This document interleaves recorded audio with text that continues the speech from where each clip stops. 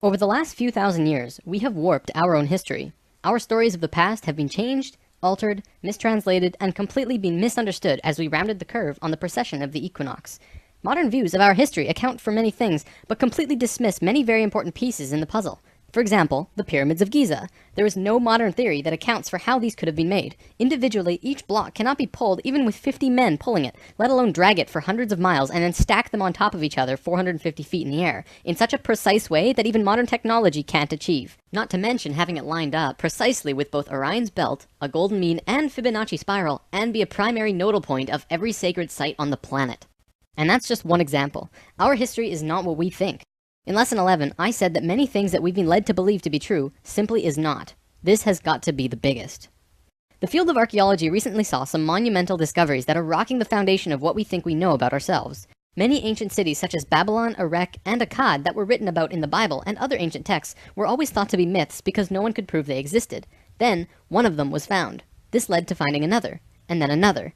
Inside one of these cities, archaeologists found thousands of cylindrical clay tablets hidden deep within the earth under this ancient city.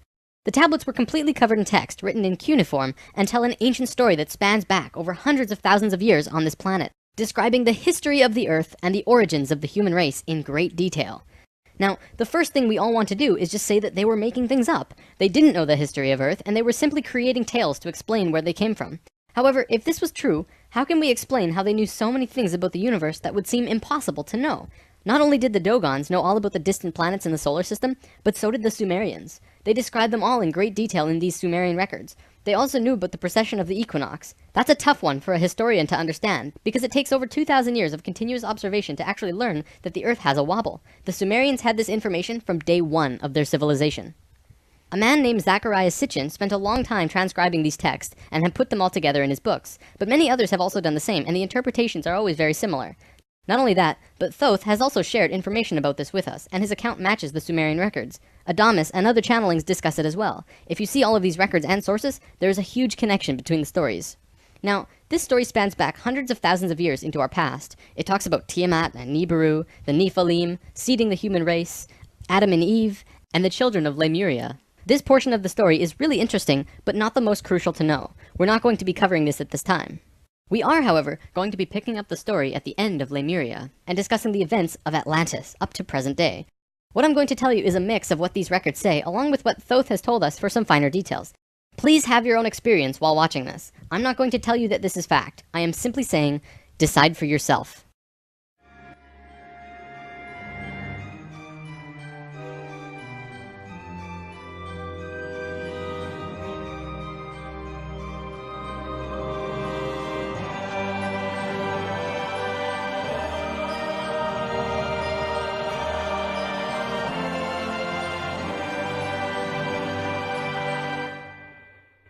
There was a time, long ago, when humans existed at a very high level of consciousness. We were intradimensional and were very psychic. We communicated through thought and emotion, much like how animals do rather than speaking or writing, which would seem very primitive.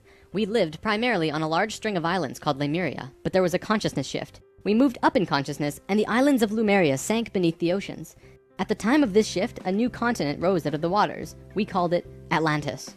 Back in the early 1900s, the spiritual path of the United States was similar to what's happening today. People began to learn about meditation and study ancient lands like Atlantis and Lemuria. We actually found quite a bit of evidence that Lemuria existed, and it had to do with coral. See, the ocean floor does rise and fall. Coral can exist up to 150 feet under the surface of the water. In 1910, the surface of the ocean was probably higher because they were able to see coral rings heading away from Easter Islands for a great distance. These rings were estimated to be found at 1,800 feet, which means that for them to have existed, they would have had to be much higher and sunk slowly. Probably more important, they also found the exact same fauna and flora from the Hawaiian Islands all the way to the Easter Islands. This is a great distance, but if you look at a map, you'll see a long string. That string, according to Thoth, used to run along the western shores of Lemuria. It is only on these islands that have the same flora and fauna. Same trees, bugs, bacteria, everything. Science can only explain this if there were closer land bridges between these islands at one point. Although we were studying this at that time, World War I began soon after, and we lost interest in spirituality and the ancient lands for a very long time. After the sinking of Lemuria and the rising of Atlantis, at first the human race became scattered. We moved to various islands and continents all over the world because we didn't have a home. Yet, we didn't know where to go. At that time, there were about 1,000 humans at a very high consciousness, more than all of the rest. They were called the Nicals. Today, we know them as Ascended Masters. The Nicals began preparing Atlantis to be our new home. They projected their energies across the surface of the continent in the form of the Tree of Life, not with 10 circles, but with 12, an extra on top on the island of Udal, and an extra on the bottom in the water. There were 10 components on the mainland, and even though it extended over hundreds of miles on the surface, it was projected to the accuracy of a single atom. We chose to move to Atlantis because of the Kundalini. In humans, the Kundalini is often referred to as the energy serpent that runs up and down your spine. When activated, it provides an immense amount of energy through all of the chakras. The Earth itself also has a Kundalini because the Earth is alive, like an organism, running from the center of the planet to a specific place on the surface. Wherever the Kundalini resides, the people there become the spiritual leaders of the world. The Earth chose Atlantis to be the new energetic center of the planet. After Atlantis, the Kundalini moved to the mountains of Tibet, which is why the Buddhists were the leaders in pure spirituality for the last 13,000 years. It was a very pure place. It moved again within the last 10 years, but that's a story for another time. If you want to read more, check out the book The Serpent of Light by Drunvalo Melchizedek. Suddenly, in a single day, the Nicals breathed life into the Tree of Life on the surface of Atlantis. This created vortexes of energy rotating out of each and every circle. Once the vortexes were established, the children of Lemuria began to be called forth. Millions upon millions of Lemurians who had settled all across the planet began to be pulled toward Atlantis. A great migration began. However, the Lemurian body of consciousness had only reached the age of 12 as a planetary consciousness. Because we were right-brained, we were a female species, like a 12-year-old girl. And some of our centers weren't working yet. They had worked with these energies, but only mastered 8 of the 10. Each migrating Lemurian was attracted to one of these 8 centers on Atlantis, depending on the nature of the individual. There, they settled and began to build cities. That left 2 vortexes with nobody using them, not a single person. These 2 vortexes were pulling life toward them, and in life, you can't have an empty place. Life will find a way to fill it. Similar to if you were driving along a freeway, following another car, and you drop too far behind, someone will fill the place. That's exactly what happened on Atlantis. Though the Lemurians had only filled 8 of the vortex areas, Mayan records state clearly that there were 10 cities in Atlantis when it fell. You can see these records in the Troano document, which is now located in the British Museum. This document is estimated to be 3,500 years old, and it describes in detail the sinking of Atlantis. To fill these 2 empty vortexes, according to Thoth, 2 extraterrestrial races stepped in. Not 1, but 2 completely different races. The first race were the Hebrews, coming from our future. Thoth says that they came from off-planet, but we don't know where exactly. The Hebrews were kind of like a kid who went through 5th grade and didn't make it, so they had to do that grade over again. They learned all the math, the left brain stuff, but they didn't get the right brain aspect of evolving consciousness, the doing. They didn't graduate to the next level of evolution, so they had to do it again. They knew a lot of things that we didn't know yet and brought many concepts and ideas to us that we weren't aware of yet. Now, if this is true, this would explain quite a few things about the Hebrew people in general. They seem to have many sacred geometries hidden within their culture. It also puts perspective on the story of Exodus. Perhaps Moses incarnated into that lifetime to free the Hebrews because they were not direct descendants of humans and were being treated unfairly. Or could it be that Moses was visited by an ascended master of the Hebrews who guided him to free their people? Given what we know about dimensions and consciousness, it definitely puts a fresh perspective on old stories that didn't make much sense. We could talk about this more, but let's continue for now. There were no problems caused by the Hebrews coming to Atlantis. They actually benefited our evolution. The other race that stepped in caused big problems. These beings came from the nearby planet of Mars. See, according to Thoth, Mars looked very much like Earth a little less than 1,000,000 years ago. It was beautiful. It had oceans and water and trees that were just fantastic. But something happened to them, and it has to do with something called the Lucifer experiment. From the very beginning of creation, everything is simply an experiment. Creation itself was just consciousness creating and inhabiting itself in that creation. There is no divine plan. Spirit can do whatever it wants. Having said that, if Spirit decides to cut itself off from the rest of consciousness and create a separate reality on its own, it can do that too. This is called the Lucifer experiment. Because Spirit is God, it can do this. There is nothing wrong with that. We've kind of been led to believe that Lucifer is evil and the devil. This just isn't true. Lucifer is just another means of perceiving the reality. It is not a unity perception of oneness, but rather a duality perception of two-ness. There's a flower of life pattern for Lucifer as well, but that's a big topic for another time. Anytime the Lucifer experiment has been attempted in the universe, it always ends in failure. The species will cut itself off from love and will become incredibly male, left-brained. What always ends up happening is that everyone becomes very greedy. There is no compassion for one another, and everyone ends up fighting until they end up killing themselves. More than 1,000,000 years ago, the beings on Mars joined the Lucifer experiment, and it failed dramatically. Basically, they cut themselves off from the unity of the universe and created a separate reality. When the Martians severed the love bond, they became pure male, logical beings with no emotions. What happened on Mars was that they ended up fighting. Mars became a battleground. Eventually, it became clear that Mars was not going to survive. They blew their atmosphere away and destroyed the surface of the planet. Nova recently did an episode on planetary magnetics, and they found some interesting things about Mars. The planet didn't have a magnetic system, however the surface was magnetized, implying that at one point it did, but that something happened. Let's move on for now, but I'll link to this Nova special in the comments. Now, we've been discussing the star tetrahedron before, and now I want to give you a brief understanding of the Merkaba. The Merkaba was known in ancient times as the Chariot of Ascension. It is the star tetrahedral energy field around the body. All around the world, there are references to this in ancient texts. When activated to its full potential, the Merkaba, which is both a tool and part of your being, can be used to do the impossible, included but not limited to changing dimensions and traveling through the universe. Before Mars was destroyed, they built huge tetrahedral pyramids, which we've discussed in Lesson 10. They built 3, 4, and 5-sided pyramids, eventually building a complex that was able to build a synthetic Merkaba. Remember in Lesson 10, I showed you that complex on Mars depicting a star tetrahedron inside of a sphere? That was the remnants of a complex that created the Merkaba. After 1 million years or so, it's been eroded, but the proof is there. Now, because the Martians were severed from the Unity consciousness, they couldn't create a living Merkaba. They simply used it as a tool. They created a synthetic Merkaba to travel in time and find a new home. A small group of Martians tried to get away from Mars before it was destroyed, and that place they found was Earth. About 65,000 years in our past. They saw this little vortex sitting there, just pulling in life, with no one in it. They didn't ask permission. Being part of the Lucifer experiment, they just said, alright, let's do it. And they stepped onto that vortex, and in doing so, they joined and changed our evolutionary path.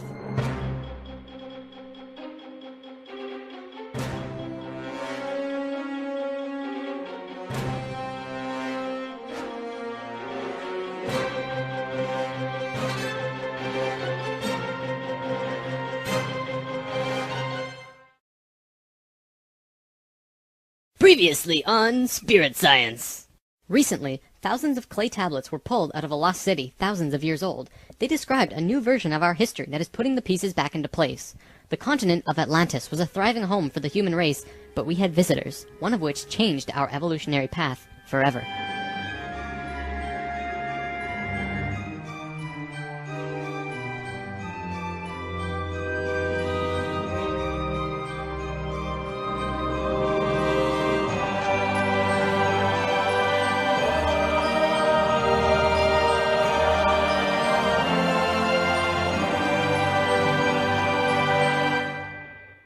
Something I should have mentioned last time, Thoth's father Thome was one of the Nacals who set up Atlantis on the island of Udal. That island, the top of the Tree of Life, was the brain of Atlantis, and on it was a small city called Poseidon. This city is what Plato was discussing when he said that Poseidon bore 10 children, the 10 circles on the Tree of Life. Poseidon was made of 3 rings painted in black, red, and white stones, and it was the symbol for Atlantis. The inner circle represented the Nacals. The middle circle were the priesthood, called the Maya, and the outer circle represented the regular people of Atlantis. We'll come back to this down the road. There were only a few thousand Martians who came to Earth through the synthetic Merkaba. The first thing they did when they arrived in Atlantis was try to take over the continent. They tried to declare war and invade. However, they were vulnerable due to their small numbers, compared to the millions of Atlanteans, and we finally subdued them. We were able to stop them from conquering us, but we could not send them back. When this happened on our evolutionary path, we now had the planetary consciousness of a 14-year-old girl. The Martians were an incredibly male species, and also very old, so what you had was a 14-year-old girl being taken over by a 60 or 70-year-old man. We had no choice in the matter. The Martians just stepped in and said, like it or not, we're here. They didn't care what we thought or felt about it. Really, it was no different from what the settlers of North America did to the Native Americans. Once the initial conflict was over, it was agreed that the Martians would try and understand this female thing they lacked. This emotional feeling, which they had none of at all. Things more or less settled for a while, but the Martians slowly began to implement their left-brain technologies, which the Atlanteans knew nothing about. One after the other, the Martians kept putting out these left-brain inventions, until the Atlanteans slowly began to see things through their left brain. We slowly began to become a male species. The Martians gained control, bit by bit, until eventually they had all of the power, as was their intention. The animosity between Atlanteans and the Martians never subsided, not even till the end of Atlantis. They hated each other. The Atlanteans were shoved down and treated like inferiors. It was like a marriage that the female component didn't like, but the male component didn't really care if she liked it or not. It remained this way for a very long time, until about 26,000 years ago, when the next phase slowly began. Before we continue, we have to talk about polar shifts. See, in the 1930s, Edgar Cayce was channeling information for a geologist when he stopped and he said, "There's something you should know. In the near future, the Earth's poles are going to shift." Cayce was a brilliant man with a very strong connection to higher dimensions, where he communicated with other beings for the human race. Ultimately, it was because of his channelings that the belief system called New Age was created. This is again just putting what he was doing into boxes of understanding, because no one else understood what he was doing at that time. Nevertheless, when Casey talked, people listened. Geologists began exploring the possibility of a polar shift, and they found something remarkable. A string of major pieces of evidence came forth and lent tremendous weight to what Casey was saying, and they have now changed the world's view on the subject.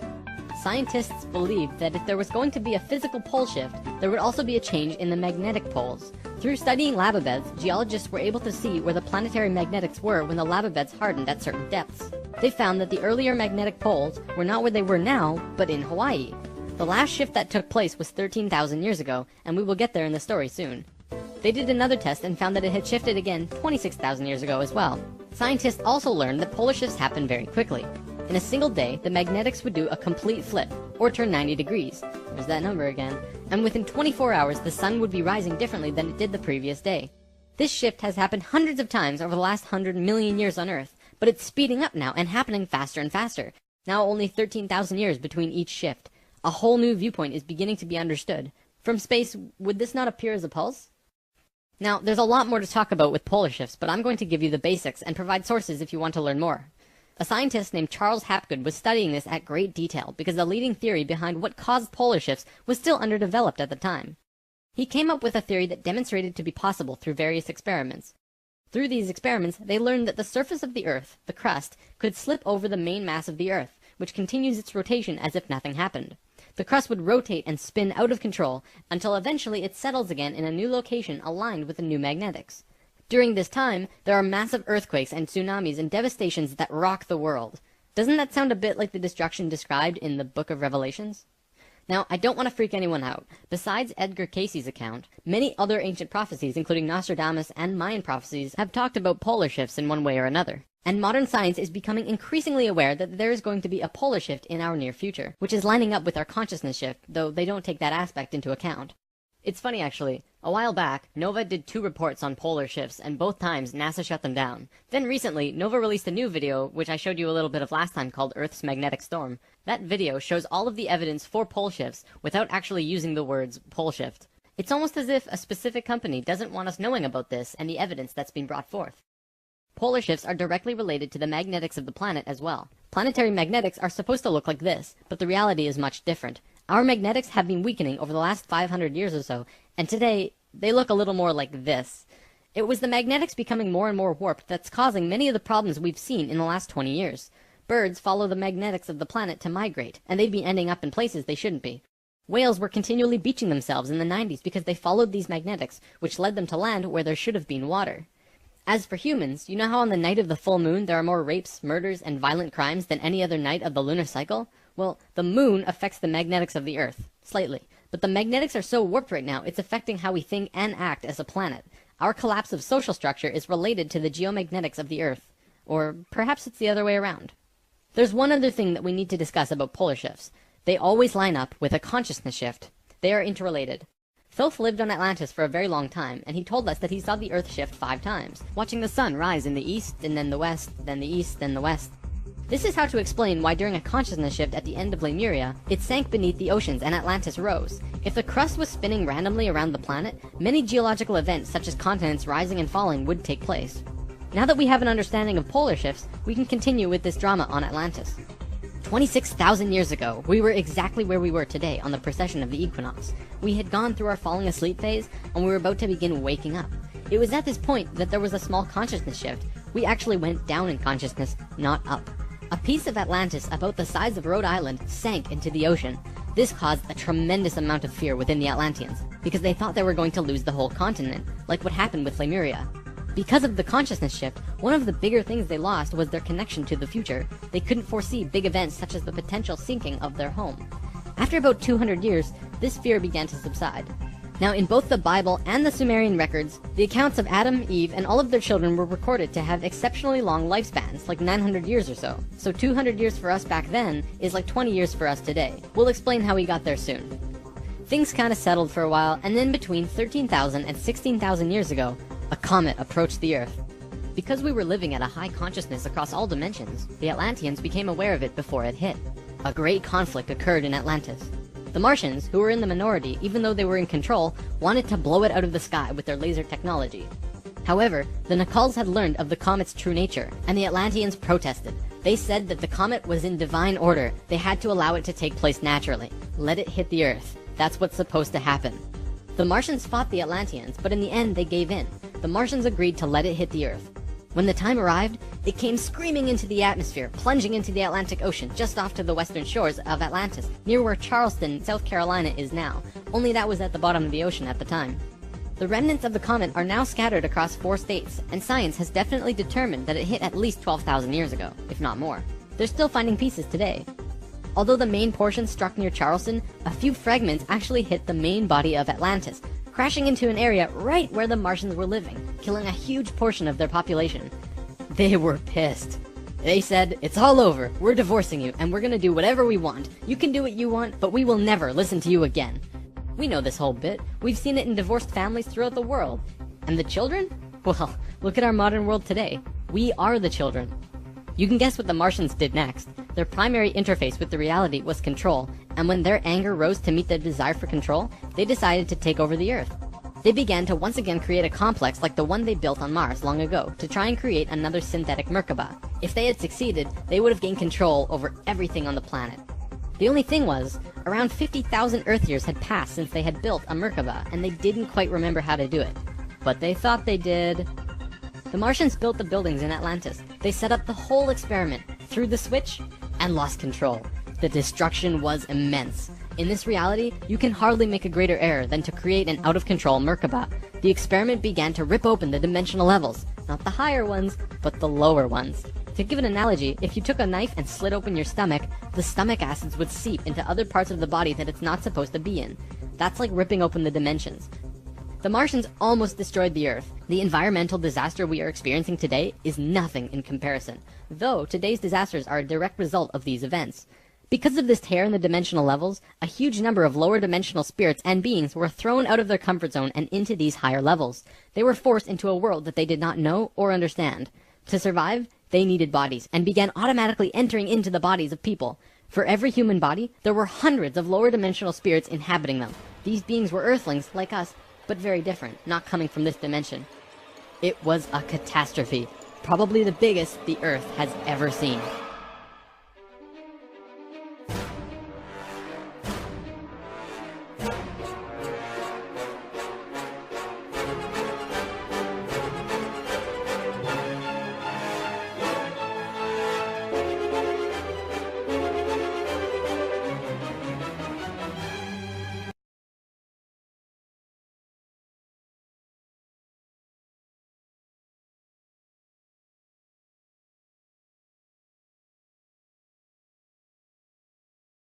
Previously on Spirit Science.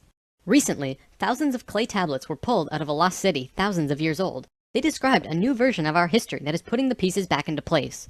The Martian race was partially wiped out by a comet that struck the Earth nearly 16,000 years ago. In retaliation, they created another complex that would create a Merkaba in an attempt to take over the world. It failed, and the Merkaba grew unstable and began ripping open the dimensional levels. It was the biggest catastrophe the Earth has ever seen.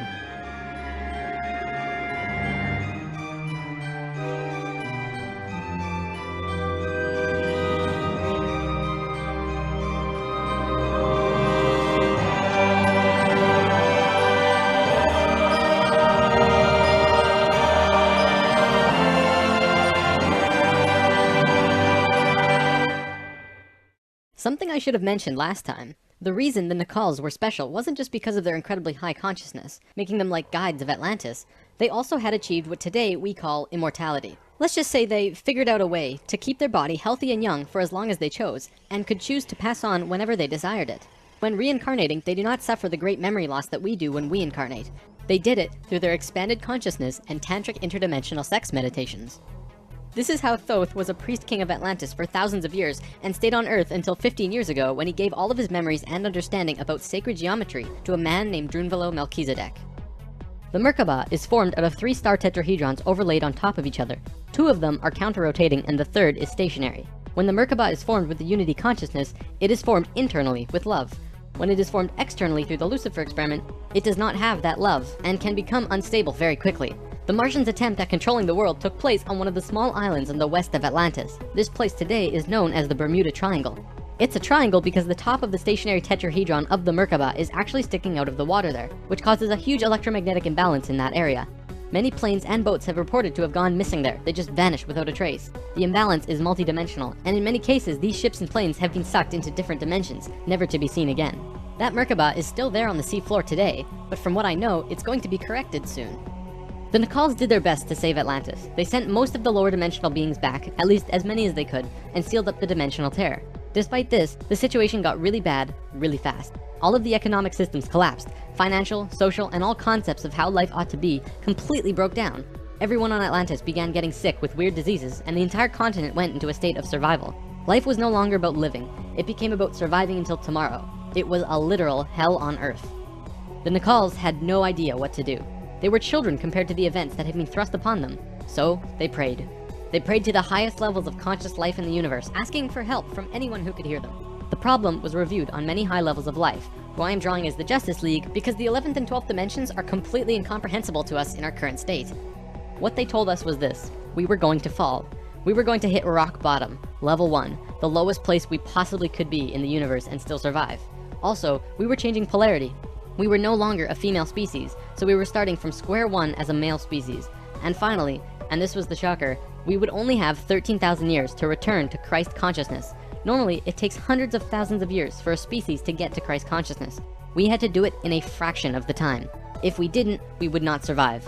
This has never happened before in the universe, ever. Thoth, who was the priest king of Atlantis at the time, learned that they would have to perform this experiment on themselves. They received instructions from the highest levels of life and they went on their way. Thoth proceeded with a being named Ra and Aragat, who were previous kings of Atlantis, and began the experiment. To understand what they did, we have to talk about consciousness grids.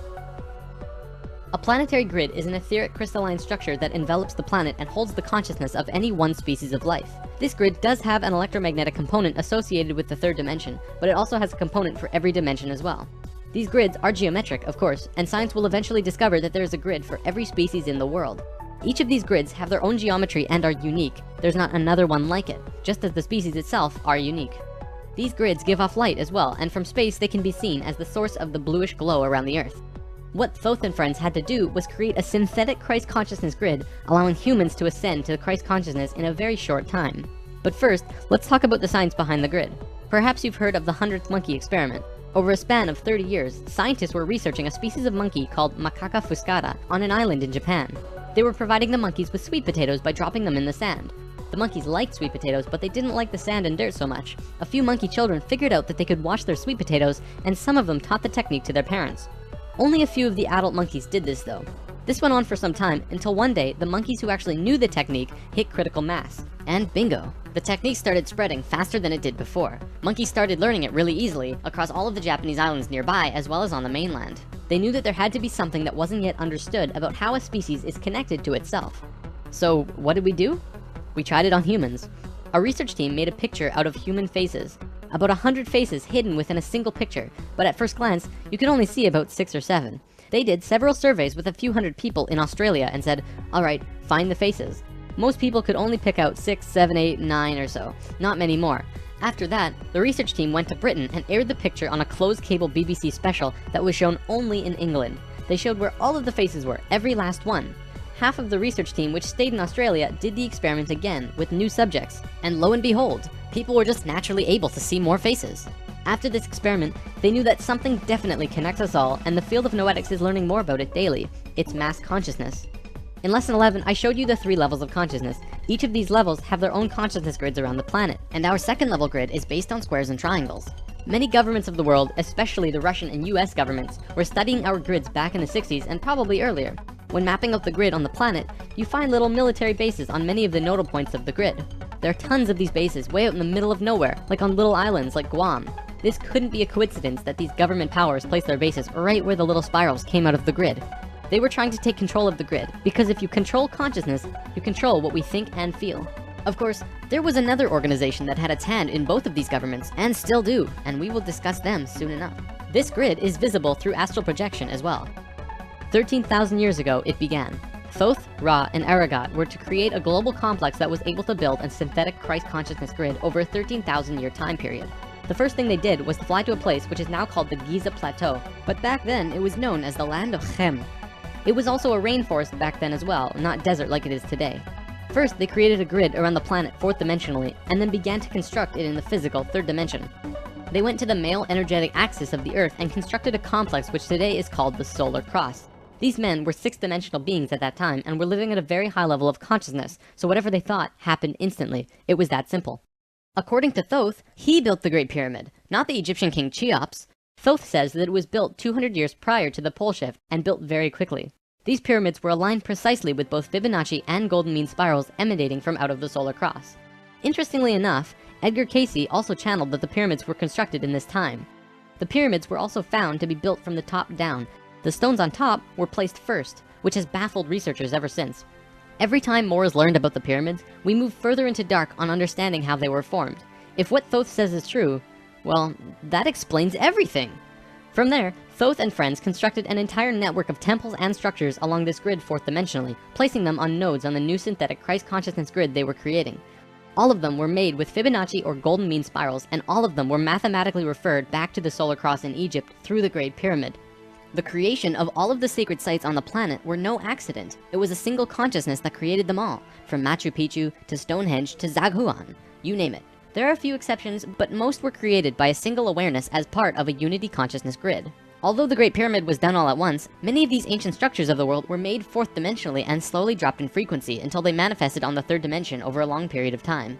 Richard Hoagland's research brings this forward, but he wasn't the first either. They showed how one sacred site is extrapolated from another to another to another. A hot topic of discussion right now are ley lines. These are simply geometric relations between sacred sites. Archaeologists are now finding these huge connections between major spiritual sites on the globe, and now we know why they're connected. These sites had to be built physically so that the Christ consciousness grid could manifest. In a way, think of the physical sites as the wiring of a giant wireless electrical system, and then it needs about 13,000 years of continuous energy flow for it to actually turn on. And just so that you're not left in suspense, yes, the grid was completed. It came to life and is now active, though not really used. Congratulations, Earth! We actually survived. Not only has Thoth told us this in person, but he's also written it down in the Emerald Tablets. These tablets were left in the Great Pyramid thousands of years ago. There are 12 tablets in total, formed from a substance created through alchemical transmutation. They are imperishable, resistant to all elements and corrosion. Their atomic structure is fixed in place, and no change can ever take place. In that respect, they violate the material laws of ionization. These tablets share a great wisdom, and you can read them at over 100 different levels of consciousness, and you will always understand them differently. If you're interested in this stuff, you should definitely consider reading them. As you can probably tell, Thoth plays a pretty large role in what happened. Most of this information comes from him. Thoth also provided most of this information about the flower of life and its geometric relationship to consciousness with us, and this stuff is tied intimately to the geometry of the universe. Considering the quality and quantity of information that he has shared, it makes you really start considering that this next part can be true. The Great Pyramid has a legendary missing capstone. According to the Emerald Tablets, deep under the Great Pyramid there's a room called the Hall of Records. This room was not built by Thoth and long predates the Atlantean civilization. Within the Hall of Records is the capstone of the pyramid, which is 5.5 inches high, solid gold, and completely holographic image of the Great Pyramid. It has all of the little rooms and everything. However, this leaves us with a 24 square foot piece of the Great Pyramid that's missing. If what Thoth says is true, that missing piece actually belongs to a very special airship that exists on Earth. And the way to the airship is through the Sphinx. The Sphinx, according to Thoth, is not 12,000 years old, but dates back over 5.5 million years on Earth. Deep under the Sphinx, about 1 mile down, is a round room with a flat floor and flat ceiling. Inside this room is the oldest synthetic object on Earth. The object is about 2 city blocks in size. It's round like a disc and has a flat bottom and top. It is also only about 3 atoms thick, except for a pattern on the top and bottom which looks like this. This pattern is 5 atoms thick. Thoth says that it's powered by consciousness, thoughts, and feelings, and connects with your own living Merkaba, which means that it becomes an extension of you and your own energy fields. The ship is also intimately connected with the spirit of the Earth, and is the protector for the whole planet. Thoth built the pyramid the way he did to fit with the ship. When on top of the Great Pyramid, it creates this image from above. The disc ship has a circumference equal to the perimeter of the Great Pyramid. As we discussed in Lesson 11, whenever that ratio appears, life occurs. This ship can only be used by the purest of souls.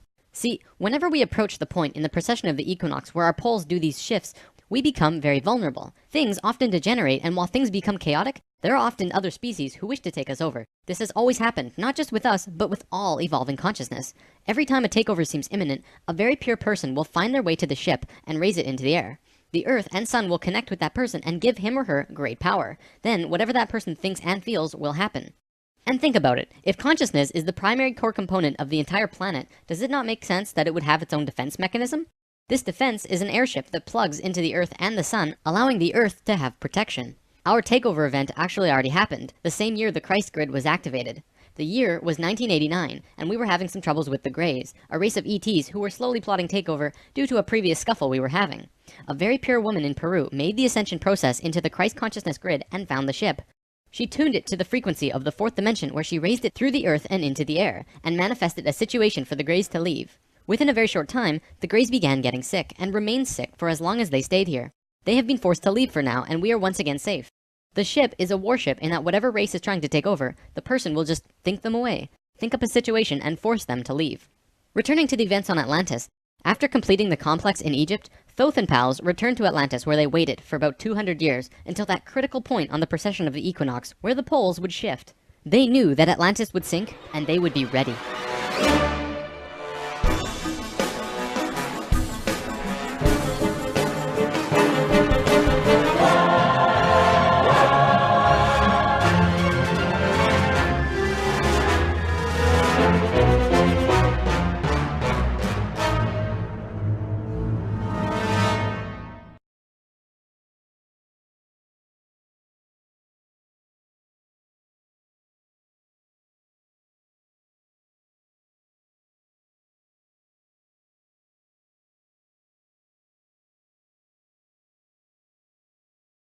Previously on Thoth and Pals. Thoth, the poles are shifting. Oh, the pole shift? Yeah, whoa, what's wrong with your eyes? I don't know.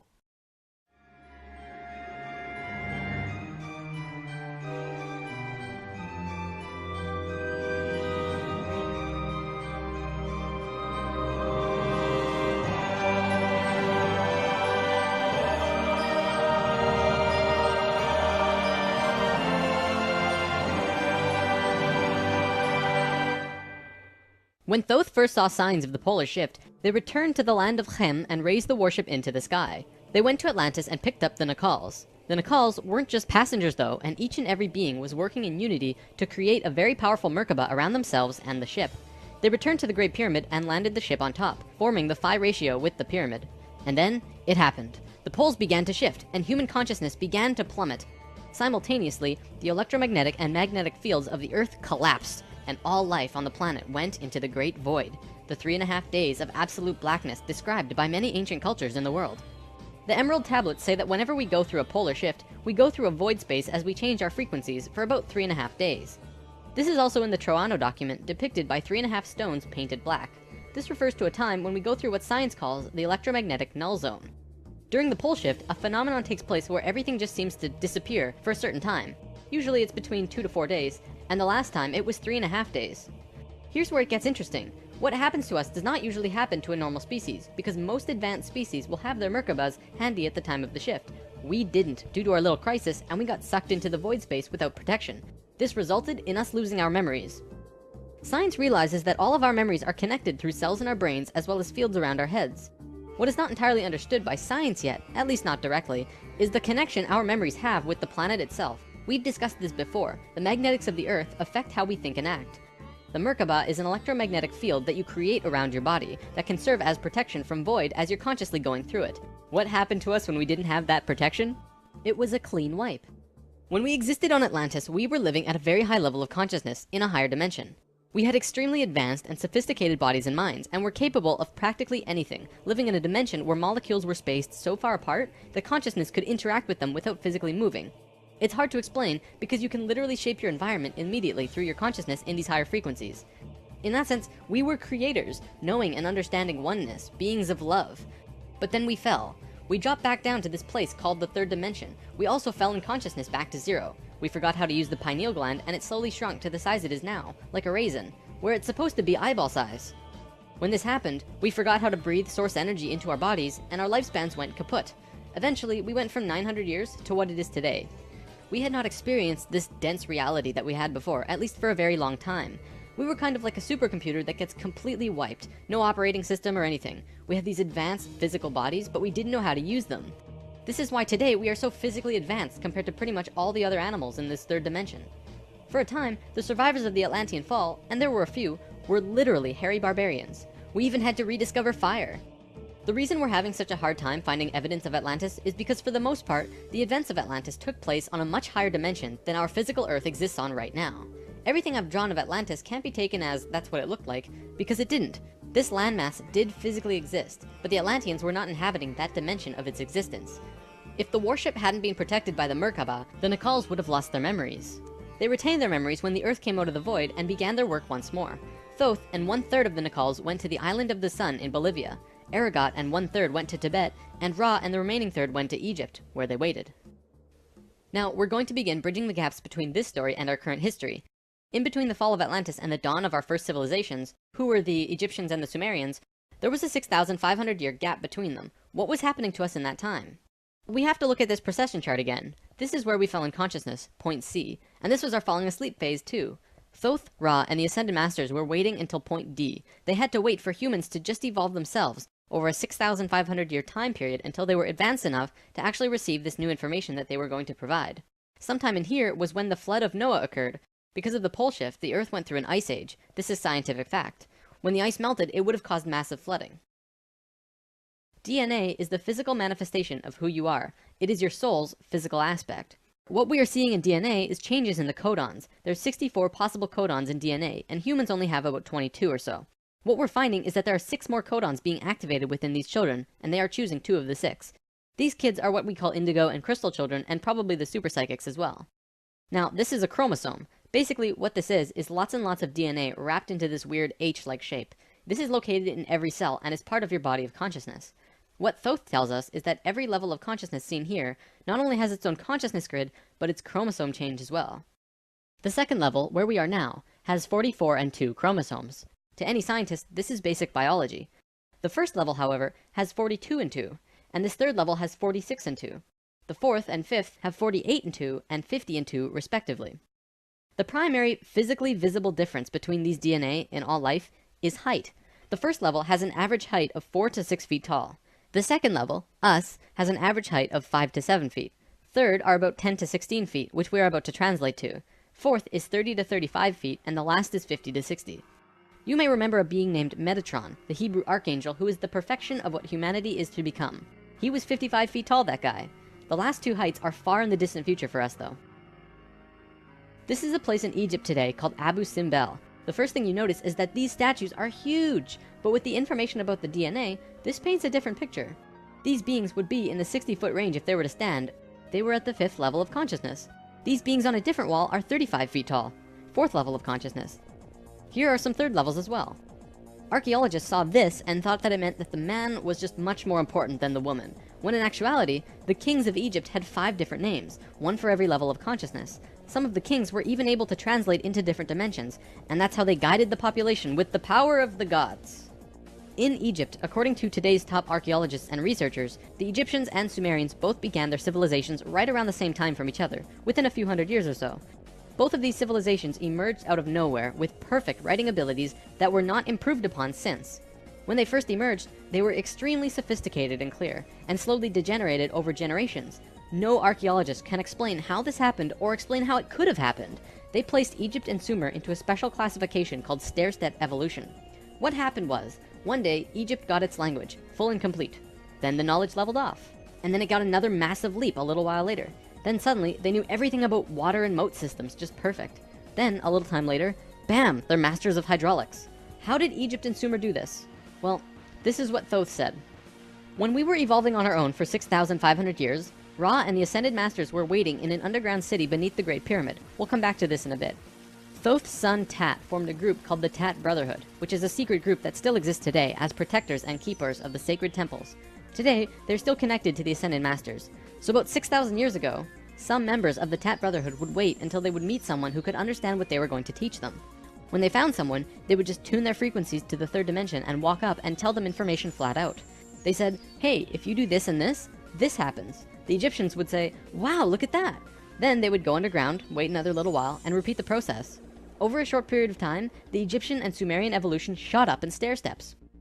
As for the Sumerians, they also received a more detailed story by those who were assisting them. They described to the Sumerians in all of the details they remembered. They said, "This is the history of the planet, write it down." The Sumerians knew about the precession of the equinox because they were told it by the Nacals from Atlantis. After this stair-step period, we began to fall asleep further. Things got worse once more. It was our falling sleep stage of precession, and although the Nacals had given us a boost, we were consciously dozing off. On that note, it's time for the story about the city under the pyramid. Keep an open mind about this because there is very little proof for what I'm about to say.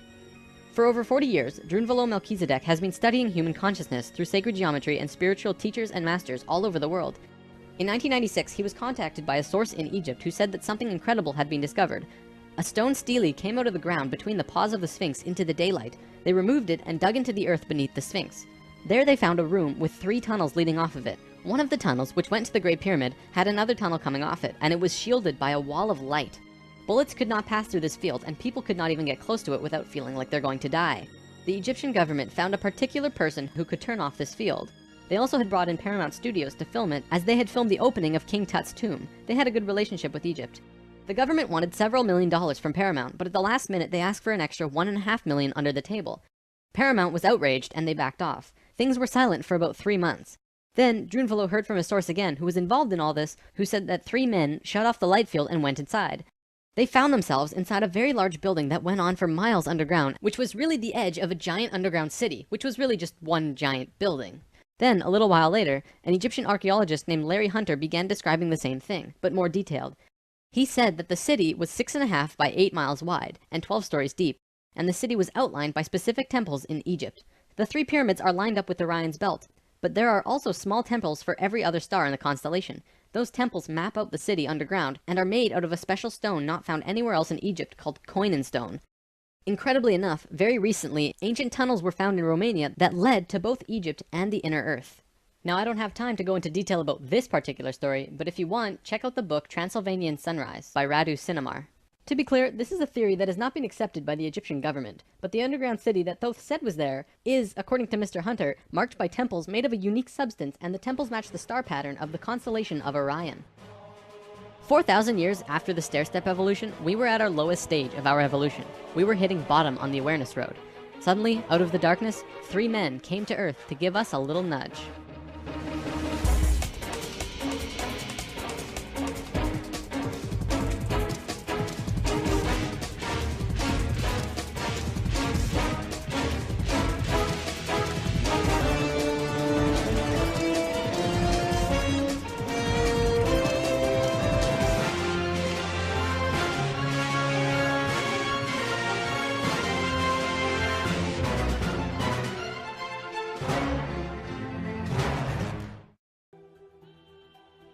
Thoth wrote in the Emerald Tablets that after ancient Egypt ended, he brought a man named Pythagoras into the Great Pyramid and taught him the geometry of the universe.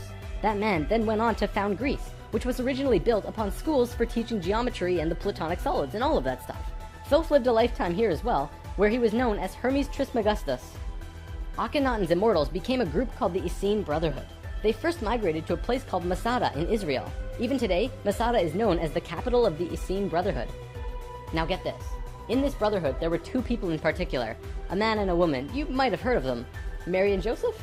See, it was part of the Ascended Master's plan that they would bring in a being who would show the pathway to Christ consciousness. He would come to Earth as a second-level being, a regular Joe, and achieve Christ consciousness through the course of his life. Then, the ascension process, the transitional experience from the 2nd to 3rd level, would go into the consciousness grid that was still being formed. He was able to transition because he was originally from these higher levels. That man is known today as Jesus, although his name at that time was Yahshua ben Hur. If Yahshua had not shown up, we would not have had that ascension experience available to us today. None of us would be aware that these higher levels of understanding even existed, and we would destroy ourselves. According to what Thoth said, Mary and Joseph mated interdimensionally. Mary could have been a virgin, physically, but she mated with Joseph in a way that would allow a soul from a higher reality to come down to Earth and have a human experience. Usually, this is impossible to do otherwise. Through Yahshua's work, he came here just like us, a total human being, but he went through these 3 important stages: final death, resurrection, and ascension, and gave us these experiences so that we could access them down the road. Now, as we all know, the story of Jesus has a missing piece. He was a child, disappeared for some time, and then showed up again when he was 30. In a book called The 18 Absent Years of Jesus Christ, the leading theories about where he went was actually out east to either the Himalayan or Tibetan mountains, where he became an enlightened guru. He brought his teachings back to the world after that. If you remember from part 1, the Kundalini of the planet was residing in Tibet at that time. They were very spiritually adept people living there, and remain so today. Now, on the topic of Christ, there's something else I'd like to bring up. The Lord's Prayer. Today, we know this as the only prayer that Jesus taught, but did you know it's actually a geometric prayer meditation? A man named Bodhi McCoy spent over 20 years working with this prayer and analyzing it with sacred geometry, and has discovered some incredible synchronicities. In his book, Live the Promise, he explains how the original prayer, not the extended version mind you, has 7 segments or thoughts, which align perfectly with the 7 chakras as well as the 7 original branches of yoga. Bodhi teaches how to do this prayer meditation, as well as meditations him and his wife have developed based on the Lord's Prayer, called heart dances. It's really quite incredible to see how it all works with the pure geometries of the universe. If you wish to learn more, check out livethepromise.net. If you study Christian religion and Egyptian religion, you'll actually find that they parallel in almost every way except for the Egyptians' understanding of God. Most evidence shows that Christian religion came out of Egyptian religion, and then later they went back and discredited the Egyptians. Around 300 AD, there was a council called the Council of Nicaea, which was the syndication between the Roman political and religious authorities. Basically, the religious leaders and political leaders realized that they could unite and impose more influence on the people and control society through their unity. It's right around this time that we begin to see the manifestation of the New Testament, which was put together from scriptures and stories, some newer and some much older, which were renewed and superimposed on the life of Yahshua ben Hur, which today we know as Jesus of Nazareth. The term Christ actually stems back from much before the Bible. It comes from the word Christala, which is a word that derives from the original 7 core audible sounds of creation. When the creation of the universe occurred, the original tones were ka, ra, ya, sa, ta, ha, la. Christla actually was broken down on earth into 2 words, Christ, which soon became Christ, and Hla, which became Allah, which were broken down and changed through oral tradition. The symbol for Atlantis was 3 rings inside of the other. The inside were the Nakals, the middle ring were called Maya, and the outer ring were the Atlanteans. The Maya's job was communicating the messages from the inner circle out to the regular people of Atlantis. When Atlantis sank, the Maya took their knowledge, a crystal skull with memories of Atlantis, and their calendar, and went out to what today is called the Yucatan Peninsula, birthplace of the Mayan civilization. Their calendar is the most advanced, detailed calendar on the planet, and it has its roots in Atlantis. Over the last few hundred years, a group of people have slowly monopolized the entire world into what it is now. Today, there are 13 families that are among the richest families in the world. They have their hands in next to every organization and government and control over 95% of the money. They control our modern world from the very tippy top. Today, we like to call them the Illuminati, except that's not really who they are. The word Illuminati means enlightened ones, which was established long ago as a secret society that was focused around expanding knowledge through scientific and spiritual understandings. Secret societies were not originally bad, but rather consisted of those who just kind of got it. They understood information that the average person at that time would not accept and demonize. These societies had to be kept a secret because of the control that the church had and refuted against what they wanted to explore. This is where Freemasonry originally comes from. If you do the research on the time periods, what probably happened was that the church, who had the majority of the control at the time, probably infiltrated some of these organizations to make sure that they were not creating plans to expose information and destroy the world order that they had created. This led to the church exposing some of the societies as devil worship and blasphemous, and fear of these groups rose. Over time, many secret societies branched off by those who were corrupt or previously infiltrated by the church, and gained more control through the church and large organizations that were being established. Today, there exist 13 families around the world who pretty much own the world, with over 95% of the money and a lust for greed, power, and control. More and more information has become present lately that many of these families may have DNA that is different than the rest of the human population. It is speculated that they share DNA that was passed down from the Martian race or other species races. They contain no love or emotion and are completely power-driven. This brings us to the end of the human history story for spirit science, but of course, it's not really the end. For one, we've only really scratched the surface of discussing many of these topics. Secret societies, for example, would take another 2 or 3 lessons to really get into. Plus, the human history story won't end because we're still living it, and what happens next is ultimately up to you. This story, while seemingly unbelievable and at times outrageous, does explain a lot. Think about it. We've covered the Bermuda Triangle, the face on Mars, Jesus, what the Egyptians were doing, the rise of Greece, Pretty much most modern religions, the reason we popped up out of nowhere 6,500 years ago, the stair-step evolution of those cultures, and the story of Atlantis, which has been elusive to us at the best of times. It also explains the Great Pyramids and their connection to all of the sacred sites on the planet, the Sumerian tablets, the Emerald tablets, Lucifer, and as for the Hebrews, if you read their Talmud, it actually seems to suggest that they're not from here.